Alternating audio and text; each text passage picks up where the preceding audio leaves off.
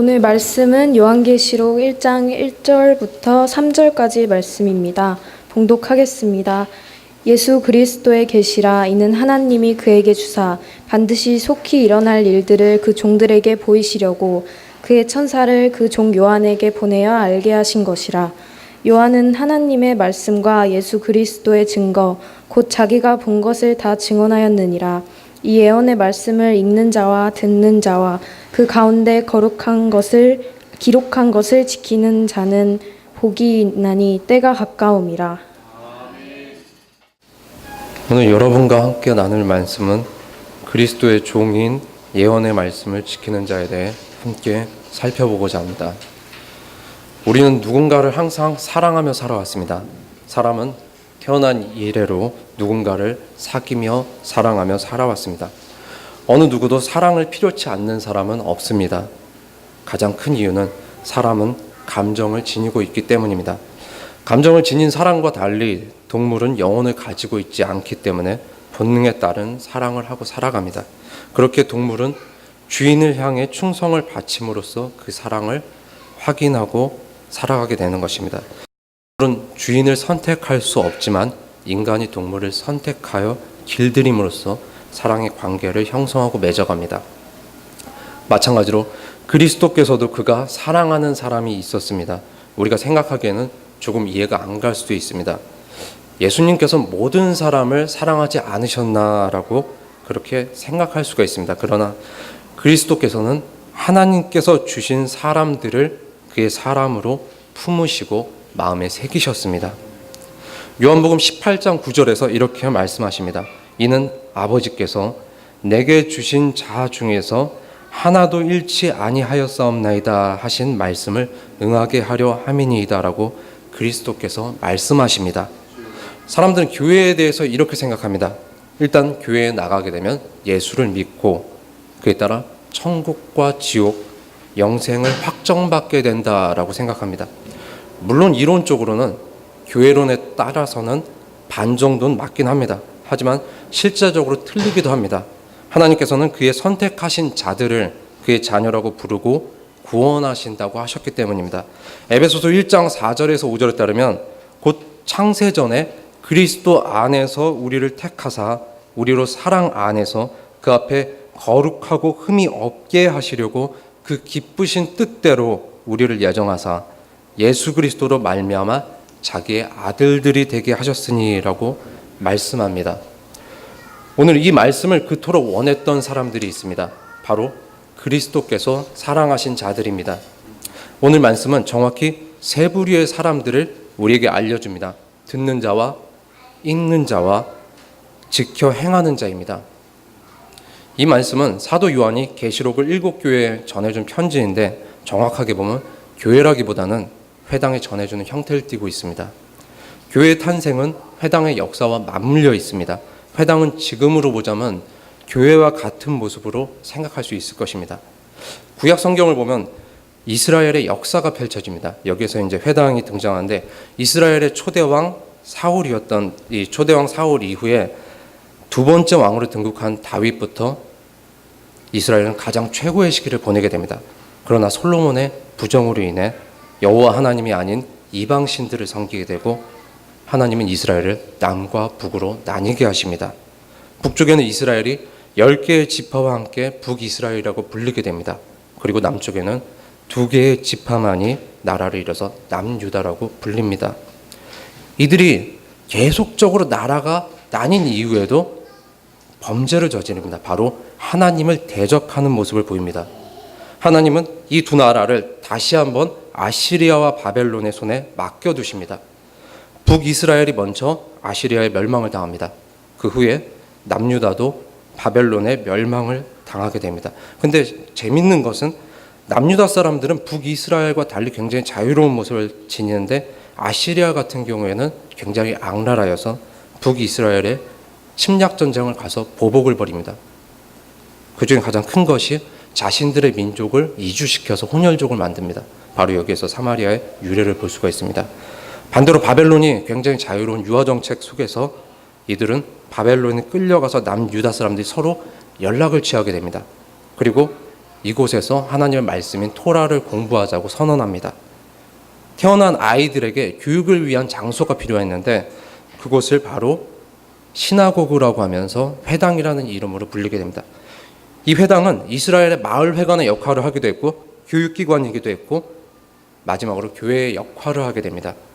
회당에는 순혈 유대인들이 모이기도 했고 시간이 지나면서 우리가 알고 있는 것과 달리 바벨론 사람들도 유대교를 개종을 하고 예배에 참석하기 시작했습니다. 회당은 어린 시절을 바벨론에서 함께 보낸 유대인과 바벨론과 및 이방인들이 자유스럽게 출입할 수 있을 정도로 공개적인 장소였습니다. 우리가 생각하기에 회당과 유대인 그리고 구약시대 사람들은 굉장히 폐쇄적이고 자기들만 아는 배타적인 사람들이라고 생각할 수 있는데 실제 유대인들이 노예 생활을 할 때나 아니면 침략받은 그때는 다른 민족들과 함께 어우러져 살아갔습니다. 근데 이들은 이제 바벨론에서 이 회당을 다니던 사람들이 어머니가 유대인인 경우가 있습니다. 그때 공식적으로 회원에 추대가 될 수가 있었습니다. 그래서 어릴 적부터 율법을 배우고 이 반쪽짜리 이스라엘 사람들은 바벨론의 모습을 하고 회당에서 자라갔습니다. 페르시아가 그런데 바벨론을 침략합니다. 그리고 이곳에 알렉산더라는 사람이 등장합니다. 이 사람이 페르시아를 속국으로 만든 이후에 이스라엘의 주인이 페르시아에서 다시 그리스 연합국으로 또 로마로 바뀌게 됩니다. 정복자가 바뀌는 계속 혼돈스러움 속에서 이스라엘이 유일하게 이겨내려고 계속 발버둥 치는 것 중에 하나는 회당과 예루살렘 성전이 곧 하나님의 나라를 불러올 거라는 희망을 지니고 있었습니다. 그렇다면 요한 사도는 편지에서 굳이 왜 읽는 자와 듣는 자 그리고 지켜 행하는 자로 회당과 또한 지금 현재 교회에 있는 우리들에게까지 구분해서 지칭했을까요? 바로 여기에는 지금의 교회와 같은 모습이 존재하기 때문입니다.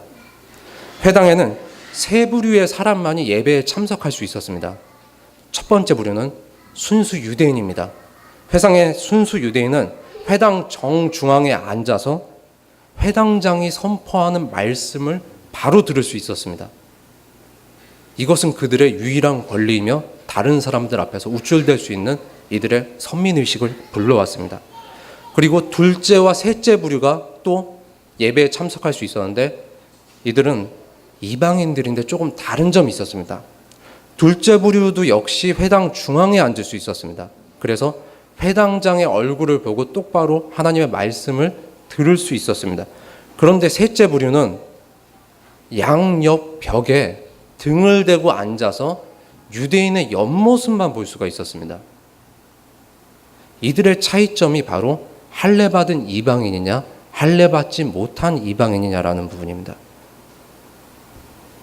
교회가 등장하고 나서 그 이전에 교회의 원형적인 모습부터 바로 예배를 드리고 싶어하고 믿음을 가지고 싶어하는 이들은 처음부터 존재했습니다. 우리는 지금 이처럼 편하게 예배를 드리지만 초기에 회당의 모습에 있었던 예수님을 그토록 만나고 싶어하고 복음을 받아들이고 싶었던 사람들은 이렇게 회당 안에서조차 차별을 받았습니다.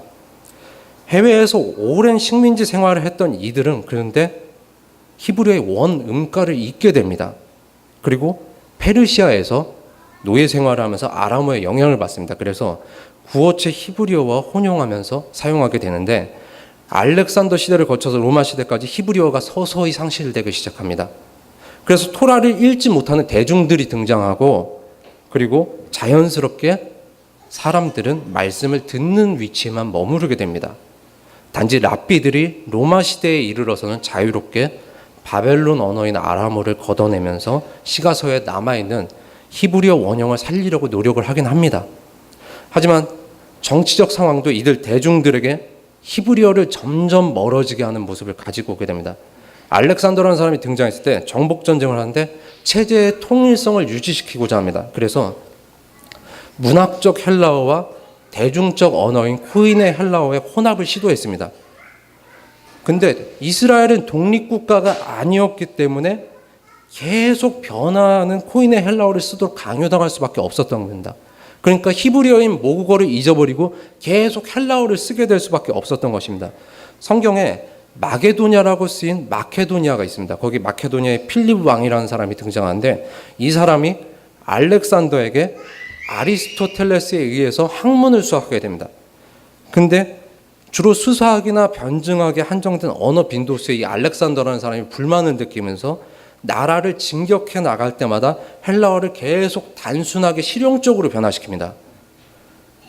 어떤 사람들은 코인의 헬라어를 시장에서 쓰던 하층민 언어라고 그렇게 얘기를 하는데 실제적으로 알렉산더가 실용적 언어로 만든 것이 코인의 헬라어의 원형입니다. 국가와 시대에 따라서 계속 변모해 갔고 예배에서 그렇기 때문에 사람들은 회당장이 히브리어로 읽고 동시에 또 히브리어를 헬라어로 번역해주는 그런 시스템 속에서 예배를 참석하기도 했습니다. 이런 문화권에 있는 유대인에게 예수님께서는 시대적 문화상을 마태복음 13장 16절에 그렇게 말씀하시고 있습니다. 그러나 너희 눈은 보고 있으니 복되다. 너희 귀는 듣고 있으니 복되다라는 것은 시대상을 드러낸 말씀이기도 합니다. 유일하게 성도들이 믿음을 지킬 수 있었던 게 회당밖에 없었습니다. 그런데 할례받지 못한 무할례자인 이방인들에게는 이 시간이 오히려 기쁨의 시간이 아니라 고통과 고뇌의 몸부림을 치는 시간이었습니다. 어릴 적부터 어머니만 유대인이었기 때문에 회당에서 자라고 교육은 받을 수 있었습니다.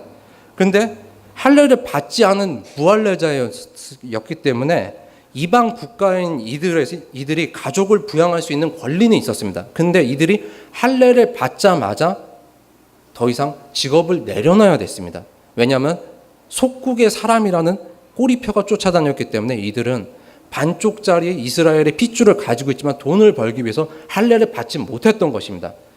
그런데 회당에 이 세 번째 부류의 사람들을 반쪽짜리들을 매주 예배에서 회당장은 위협하기 시작했습니다.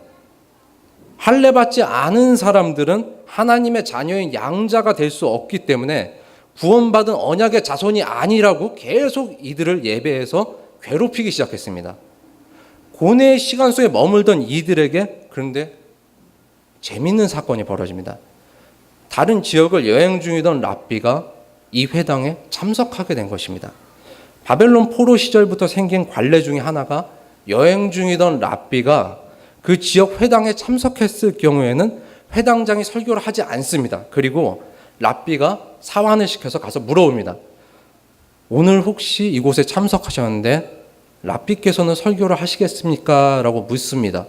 이게 바로 의무조항이었습니다. 담당 회장장이 독특한 것은 무조건 청해야 됐지만 거절은 못하고 요청도 하지 않으면 안 되는 그런 위치에 있었습니다. 그래서 회당장은 설교를 반드시 가서 권유하고 시켜야 됐습니다.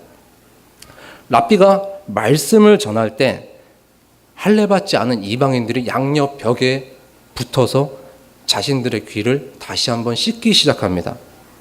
랍비가 말씀을 하는데 분명하게 하나님의 자녀가 되고자 하는 이들은 한 사람만을 믿으면 된다고 선포하는 것이었습니다. 설교하는 사람의 얼굴은 전혀 보이지 않는데 회당 안에 대조적인 모습으로 혼란의 양상을 띠기 시작하는 것이었습니다. 중앙에 앉아서 설교를 듣던 유대인과 할례받은 이방인들은 점점 얼굴이 굳어지고 벽에 등을 대고 설교자를 보지 못하지만 유대인과 할례받은 이방인들을 바라보던 무할례자 이방인들이 얼굴이 환하게 밝아지기 시작했습니다. 더구나 이 랍비는 회당장에 나와서 소개를 하는데 이렇게 얘기합니다. 가말리엘의 수제자이고 그리고 나보다 더 뛰어나다라고 얘기합니다. 이 무할례자인 이방인들이 생각하기에는 그래 그러면 저 사람이 이스라엘에서 가장 으뜸인데 가말리엘의 수석이고 그러면 이스라엘의 수석 랍비일 텐데 우리가 한번 저 사람의 말을 믿어보자. 그리고 그들은 마음속으로 다짐하기 시작합니다. 이 랍비는 이윽고 말씀을 열심히 전하기 시작합니다. 우리가 하나님을 믿는 것은 행위에 있는 것이 아닙니다. 사람이 하나님을 선택하거나 거부할 수 있는 권리가 우리에겐 없습니다. 단지 하나님께서 우리를 선택해 주셔야만 하는 것입니다. 그러나 그 선택은 그가 사랑하던 아들인 예수를 우리에게 희생제물로 드리셨기 때문에 이제 행위를 통한 할례는 마음에 하는 것입니다. 여러분이 가지고 있었던 토라의 율법을 다 지키고 완성시킨 하나님이신 그리스도께서 몸을 입고 이 땅에 오셔서 자신을 우리 죄에 대한 대가로 희생함으로써 그 죽음으로써 할례를 완성하셨습니다라고 이 가말리엘의 수제자는 이렇게 얘기합니다. 지금의 우리의 개혁교회 설교와도 상당히 비슷합니다. 그래서 바울이 이와 같은 모습 속에서 로마서 10장 17절에서 그러므로 믿음은 들음에서 나며 들음은 그리스도의 말씀으로 말미암느니라고 선포하는 것을 우리가 문화상에서 볼 수가 있습니다. 설교를 들은 사람들이 술렁이기 시작했고 예배가 끝나자 할례 받지 않은 이방인들이 모여서 바울 일행을 둘러싸기 시작합니다. 이들은 바울을 집으로 모시자고 얘기합니다. 그리고 우리 집에 와서 예배를 드려달라고 얘기합니다. 그리고 더 이상 이들이 회당에 나가지 않기 시작합니다. 바울은 이들에게 장로를 세우고 교회의 모습을 세우게 됩니다. 그리고 이것이 바로 회당과 초대교회의 모습으로 나뉘게 된 현상 중에 하나입니다. 바울을 이방인의 사도라고 부르는 것은 회당의 이방인들을 향해 복음을 전파한 유래가 여기에서도 나타나기도 합니다. 그러나 순혈 유대인들인 이 사람은 이방인들을 철저하게 외면할 수 있는 방법을 알고 있습니다. 그래서 그 모습을 유월절에 나타내기 시작합니다. 유월절에 하나님을 믿는 모든 사람들은 예루살렘 성전에 가야 됩니다. 그리고 그곳에서 예배를 드려야 됩니다. 근데 유대인들이 이 예배를 드릴 수 있는 공간을 똑같이 세 곳으로 나눠놨습니다. 세 곳으로 나눴는데 성전의 가장 안뜰에는 유대인 남자의 뜰이라고 이름을 붙였습니다. 그리고 이곳에는 어떠한 기구도 허용하지 못하게 했습니다. 근데 두 부류의 사람이 마찬가지로 들어갈 수 있었습니다. 바로 순혈 유대인과 할례 받은 이방인들이 랍비에게 할례 증서를 가지고 이곳에 들어가서 예배를 드릴 수 있었습니다. 두 번째 공간은 유대인 여자의 뜰이라는 공간입니다. 이곳에 여자들이 들어가서 유대인 여자들이 예배를 드릴 수 있었는데 12개의 헝금함이 항아리 모양으로 놓여져 있었습니다. 그리고 마지막으로 이방인의 뜰은 성전 미문에 위치하게 하였습니다. 유대인들은 이처럼 이방인들이 올바르게 하나님을 만나는 기회를 모든 곳에서 차단시키기 시작했습니다. 제사장들과 유대 종교 지도자들이 이 공간이 분명히 예배를 드리는 장소로 자기들이 지정해 줬는데 해외에서 온 사람들이 1년에 한 번씩 오기 때문에 환전상들이 갈 곳이 없으니 이곳에 위치하게 했습니다. 그리고 유대인 장사꾼들에게 돈을 받고 자리를 할당해 주었습니다. 할례 받지 않은 무할례 이방인들이 1년 동안 항상 꿈꿔오던 곳이 바로 하나님의 성전에 가서 예배를 드리는 것이었습니다. 그래서 각국에서 모여들었는데 환전상들과 유대인 장사꾼들이 염소와 제사에 쓰일 동물들을 사육하는 공간에서 이들은 예배드리게 된 것입니다. 무릎을 꿇으면 옆에서 피가 튀깁니다. 그리고 이들이 기도에 깃들이려고 눈을 감자마자 주변에서 돈을 바꾸라고 아우성을 칩니다. 바로 이곳에서 이들이 이곳저곳으로 피해 다니면서 예배를 드릴 수밖에 없었던 것입니다. 예수님께서는 이 모습을 보고 의분 섞인 분노를 나타내십니다. 그리고 그분의 몸인 성전이 찢기고 지체들이 하나를 이루지 못하게 하는 교만함에 분노하십니다. 외치시기를 내 집은 기도로 예배하는 곳이라고 말씀하십니다.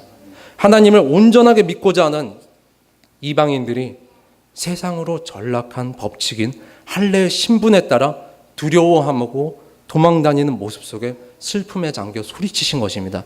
우리는 이렇게 지금 편하게 예배를 드리지만 성경에 처음부터 교회가 등장했을 때 공회라는 곳으로 이름이 등장했을 때 예배를 온전하게 드리지 못하고 예배를 드리기 위해 모든 것들을 바쳐야 됐던 사람들이 존재했습니다.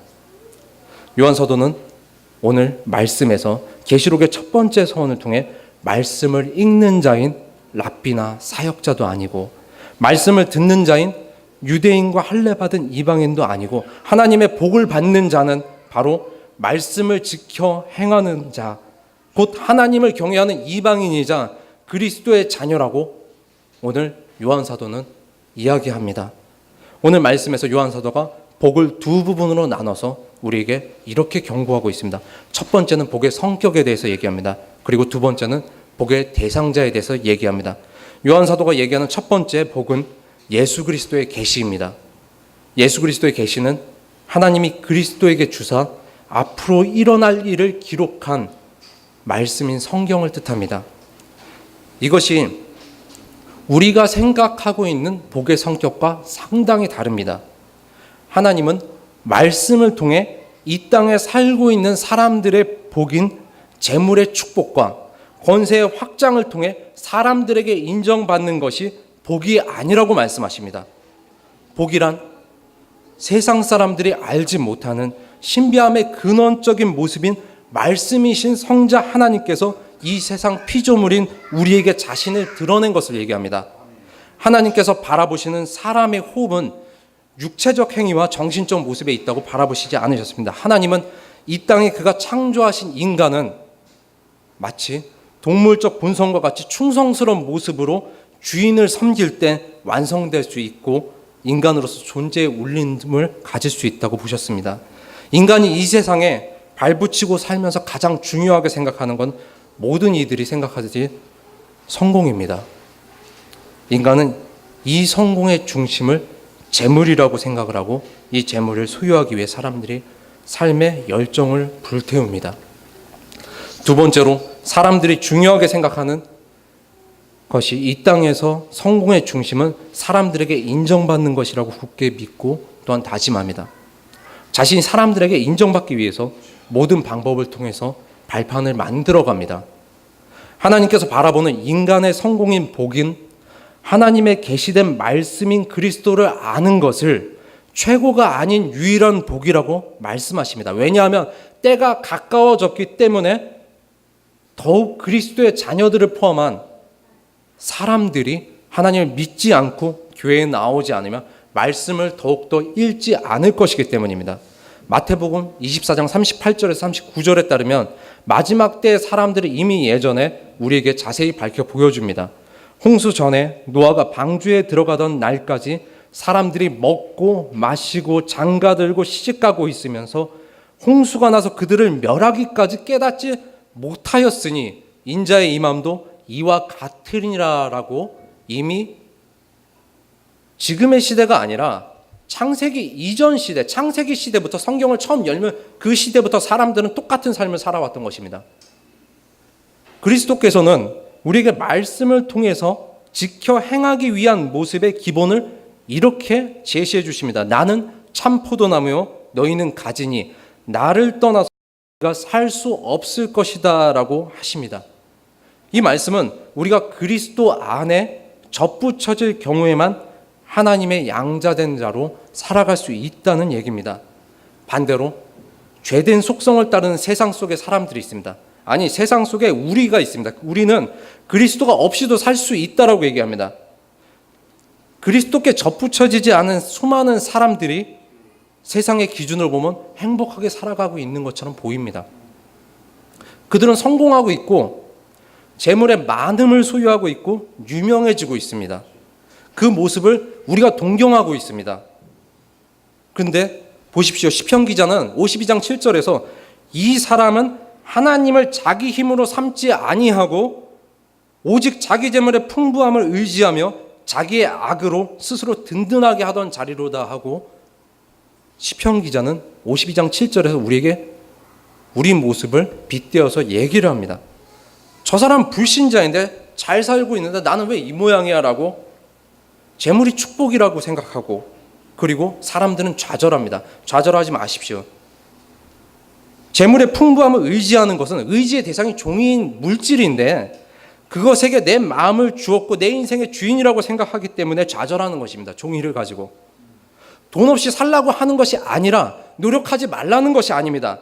하지만 돈에 의지하지 말라는 것이 말씀에서 성경이 재물을 의지하는 것이 자기 악이라고 쓰여져 있는 것입니다.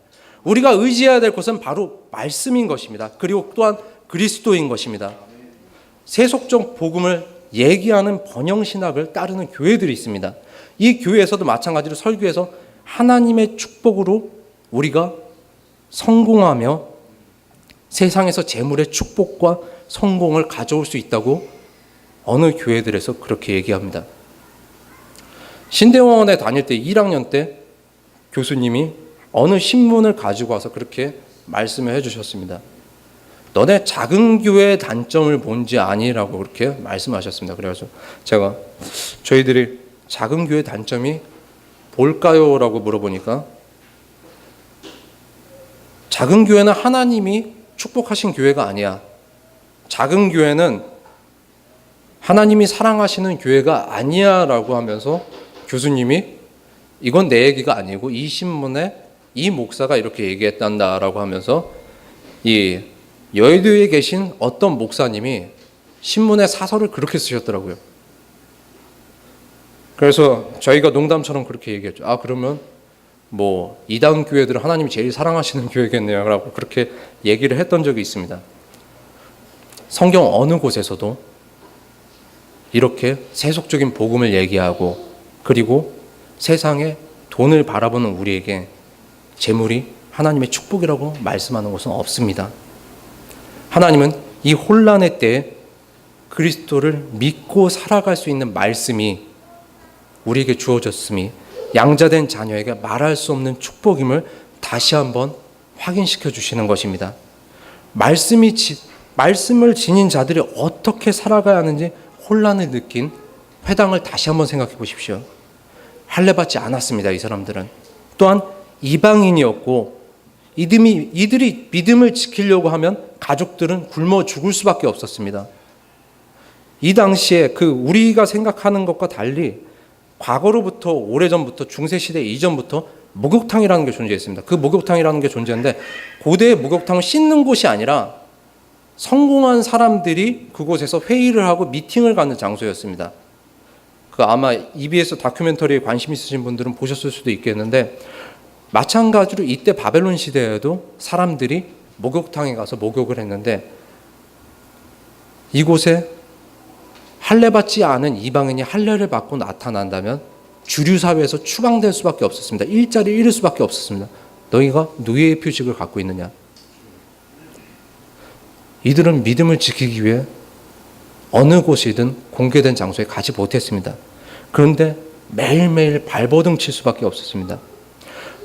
이들이 또한 믿음을 위안받으려고 가는 교회인 회당은 매일 울려 퍼지는 말씀이 육체적 할례 없이는 하나님의 자녀로서 끊어지기 때문에 너희가 조건을 갖추지 않으면 버림받을 운명이라고 매일매일 위협하기 시작했습니다. 그들에게 세상은 가혹하리만치 어두웠습니다. 밖에서는 돈을 벌어야 됐고 교회 안으로 회당으로 들어오면 그들은 위안을 받을 수가 없었습니다. 이미 그들은 사회적으로 안정된 위치를 지녔습니다. 그렇기 때문에 굉장히 아이러니하게도 회당의 많은 재정을 담당하도록 강요받기 시작했습니다. 그리고 불공평하게도 이 모든 것들은 다 할례받지 않은 이방인의 목으로 돌아갔습니다. 이들은 매일 두려움에 떨었고 하나님께서 그 이름으로 그들을 영원한 형벌에 처할 것이라고 선포되는 말씀이 매일 저녁 잠자리에 누워서 그들은 이 무게에 짓눌려 잠을 이루지 못했습니다. 하지만 올바른 복음이 그리스도의 종인 온전한 사도의 말씀 선포를 통해서 그들에게 들어옵니다. 그리고 이들은 삶의 자세가 바뀌고 마음이 바뀝니다. 이들의 삶이 다른 것이 변화가 된 것이 있는 것이 아닙니다. 사회 제도가 바뀐 것이 아닙니다. 이들이 갑자기 할례를 하고 세상에 나가서 외친 것이 아닙니다. 단지 이들의 마음의 시선이 바뀌었을 뿐입니다. 하나님의 자녀가 되기를 그토록 원했던 이들은 진리로 진정한 복을 누리게 되었습니다. 그 이유가 세상의 능력이 아닙니다. 그리고 세상의 재물도 아니고 세상으로부터 인정을 아직도 받지 못했습니다. 그런데 바로 구원이라는 조건을 알아가기 시작했습니다. 그게 바로 다름 아닌 그리스도라는 것입니다. 그들에게 요한 사도가 두 번째로 복의 대상자에 대해서 이렇게 말합니다. 복의 대상자는 말씀을 읽는 자인 히브리어를 아는 사역자도 아니요 말씀을 듣는 것에서 끝나는 성도도 아니고 말씀을 읽고 듣고 그 모든 것을 지켜 행하는 자라고 얘기합니다. 우리는 때로 교회에 참석하는 것만으로 하나님께 선택된 자로 하나님의 자녀라는 착각을 지닙니다. 하나님은 그런 우리에게 이렇게 말씀하실지도 모릅니다. 아니다. 결코 아니다. 나의 자녀된 자는, 내게 자녀된 복을 받은 자는 바로 말씀을 지켜 행하는 자라고 단호하게 말씀하실 수도 있습니다. 그리고 어디에도 네가 타협하지 말라고 외치실 수도 있습니다. 여러분이 잘못 생각하지 않기를 원합니다. 우리가 하나님의 자녀가 아니어도 이 세상에서 얼마든지 성공하고 잘 살 수가 있습니다. 그런 사람들이 수백 수천만으로 매일 신문과 포브스지에 부자의 순위가 바뀝니다. 아마 얼마 전에도 이 기사에도 보셨을지도 모르겠지만 이 외국에서 굉장히 많은 돈 때문에 문제가 생긴 그런 기사가 우리나라에도 난 적이 있습니다. 그런데 그 기사의 주인공이 제가 아시는 분 중에 한 분입니다. 한 번에 수백억 이상의 자산을 가지고 있는 사람들이 정말 많습니다. 그런데 그들의 삶은 녹록치가 않습니다. 매일 잠을 자지 못하고 방 한 칸 문을 열고 들어가면 거기가 금고입니다. 그런 사람들이 행복하게 살아가고 있습니다. 어떻게요? 문 앞에서 지키고 있으면서. 하지만 하나님께서는 자녀된 자의 한 가지 것들, 바로 말씀을 지켜 행하라고 그렇게 얘기합니다. 그리고 하나님의 복을 소유하지 않는다면 당신의 자녀가 아니라고 얘기합니다. 시편 기자가 73편 12절에 이렇게 얘기합니다. 볼지어다 이들은 악인들이라도 항상 평안하고 재물은 더욱 불어나도다라고 시편 기자가 우리에게 경고합니다.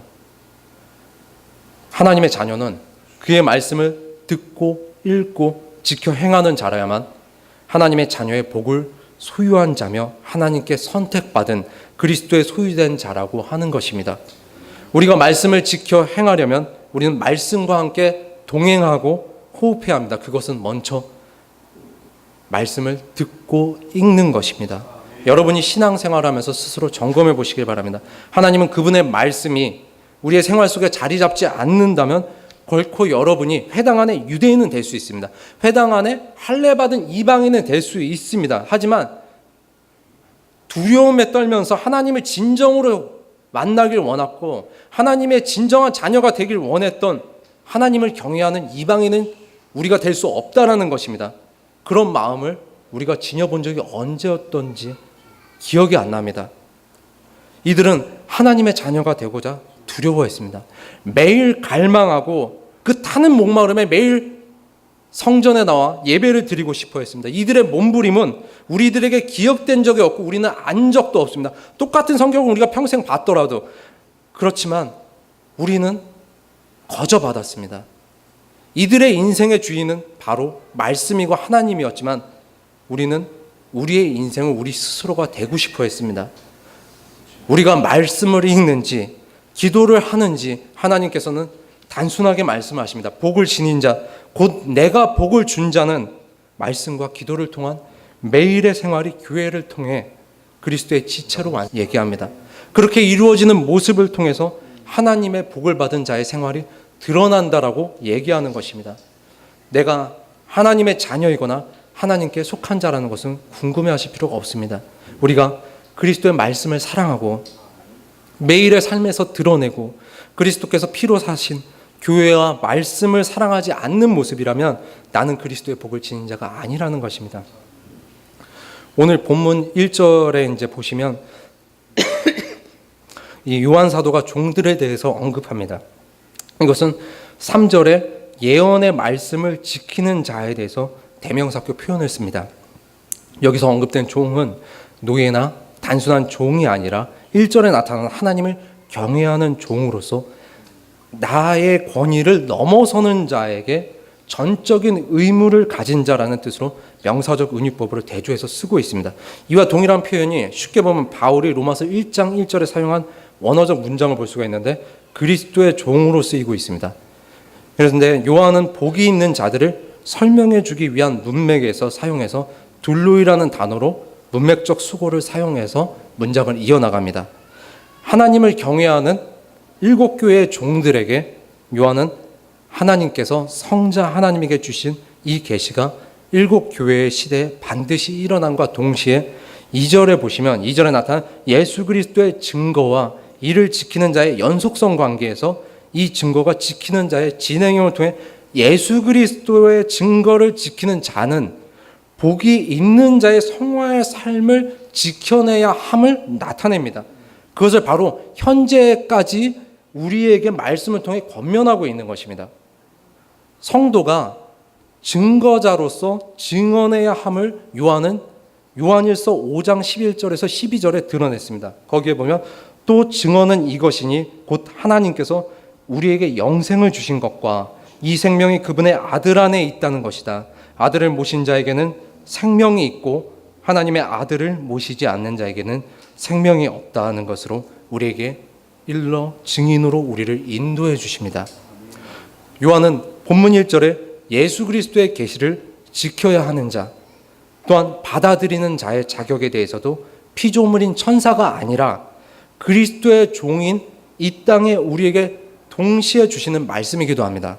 하나님께서는 이 마지막 때에 이르게 될 이 일을 그리스도께서 전달자 역할을 한 천사를 통해 그의 백성에게 보내주심은 세상의 거짓 선지자들이나 또한 거짓된 종교인 이단이나 문화의 영향을 받은 교회에 여지를 주신 것이 아니라 그의 말씀을 그대로 우리에게 주심을 오늘 말씀을 통해서 생각해 보셔야 됩니다. 요한은 요한 1서 2장 20절에 거짓이 팽배할 마지막 때 진리를 받아든 이 말씀을 지켜 행할 자에게 분별함에 대해 이렇게 우리에게 안내해 줍니다. 내가 너희에게 쓴 것은 너희가 진리를 모르기 때문이 아니라 그것을 알기 때문이며 또 모든 거짓은 진리에서 나오지 않았다는 것을 알기 때문이다라며 요한은 우리에게 분별함에 대해서도 일러주고 있습니다. 요한계시록은 여러분이 아시듯이 이 땅의 마지막에 대한 경고와 예언적 성격을 지니는 서신서이기도 합니다. 심판에 있어서 왜 그리스도께서는 복이 있다고 말씀하시는 것인지, 또한 그 기준을 제시하여 이끌어 주시는 이유는 무엇인지 여러분이 다시 한번 생각해 보시기 바랍니다. 그것은 바로 이 땅의 그의 백성, 그의 사랑하는 이들을 위한 사랑의 표현인 것입니다.